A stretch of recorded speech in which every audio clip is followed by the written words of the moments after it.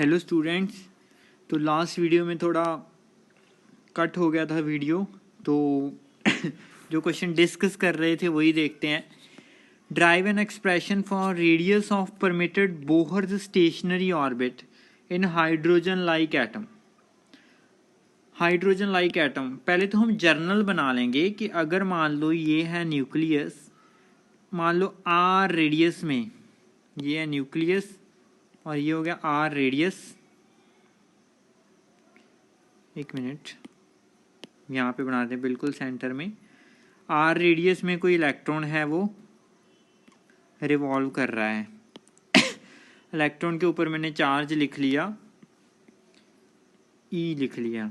तो यहाँ पे अगर एन, यहाँ पे चार्ज हो गया जेड इंटू ई, जितना एटॉमिक नंबर उतने नंबर ऑफ इलेक्ट्रॉन। तो यहाँ पे आपको पता है कि electrostatic force will provide necessary centripetal force.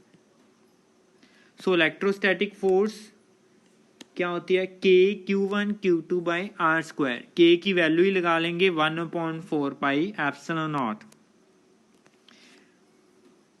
लिख लो FE electrostatic is equal to centripetal, because electrostatic force between electron and nucleus that will provide necessary centripetal force. तो 1/4 pi epsilon not charge Q1 Q2 E into ZE divided by R square. Centripetal forces MV square by R। R square के साथ R cancel हो गया। हमें radius का expression चाहिए finally. तो R उधर चला गया, ये बन गया MV square R, that is ZE square upon 4 pi epsilon not. ये तो फर्स्ट इक्वेशन लिख लो इसको।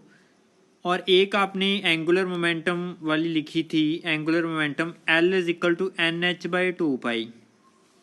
अगर ये मान लो nth ऑर्बिट में इसको मान रहा हूँ, तो L एंगुलर मोमेंटम को MVR भी लिख सकते हैं, दैट इज NH/2 पाई। लिखो MVR that is NH/2 pi. Second equation, नहीं सेकेंड नहीं बनी, इसको थोड़ा और लिखेंगे मॉडिफाई करके। इसको क्या करो, स्क्वायरिंग कर दो both sides, squaring both sides, क्योंकि वेलोसिटी का कोई रोल नहीं है, वेलोसिटी कैंसिल करेंगे हम। तो ये बन गया NH/2 pi N square H square by 4 pi square, that is equal to M square V square R square.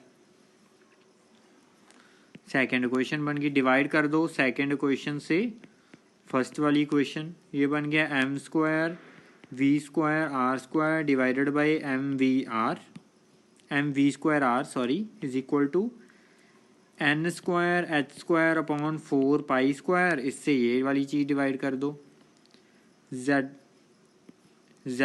Square, और ये ऊपर चला गया 4 पाई एप्सिलॉन नॉट। जो टर्म्स कैंसिल हो रही हैं उनको कैंसिल कर दो। 4 के साथ 4 कैंसिल, पाई के साथ पाई स्क्वायर वाला कैंसिल हो गया। V स्क्वायर के साथ V स्क्वायर गया, M के एक स्क्वायर के साथ M गया, ये R गया। ये बन गया MR is equal to N square H square epsilon not divided by Z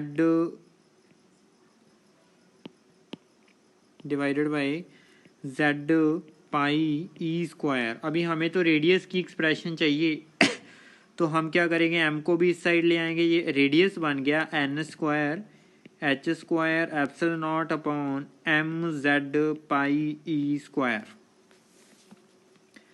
सो ये जो है ये nth ऑर्बिट के लिए हमने ड्राइव किया है।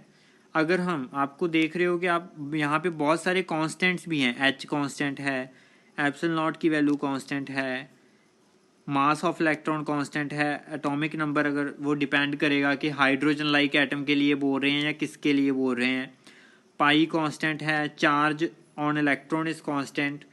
तो ये जो इनकी वैल्यू पुट करके, अगर मैं, ये तो जर्नल एक्सप्रेशन बन गया, जिस ऑर्बिट के लिए आप निकाल रहे हो n की वैल्यू उतनी पुट कर दो और उतने नंबर ऑफ z की एटॉमिक नंबर की वैल्यू पुट कर दो। अगर मैं हाइड्रोजन लाइक एटम की बात करूं, for hydrogen like atom. Radius जो उसका बनेगा सारे n की वैल्यू 1 एटॉमिक नंबर 1 पुट करने पे ये बनेगा 0.53 इंटू 10⁻⁻11 मीटर। ये सारी वैल्यूज पुट कर दी कांस्टेंट की और इन n और z की वैल्यू 1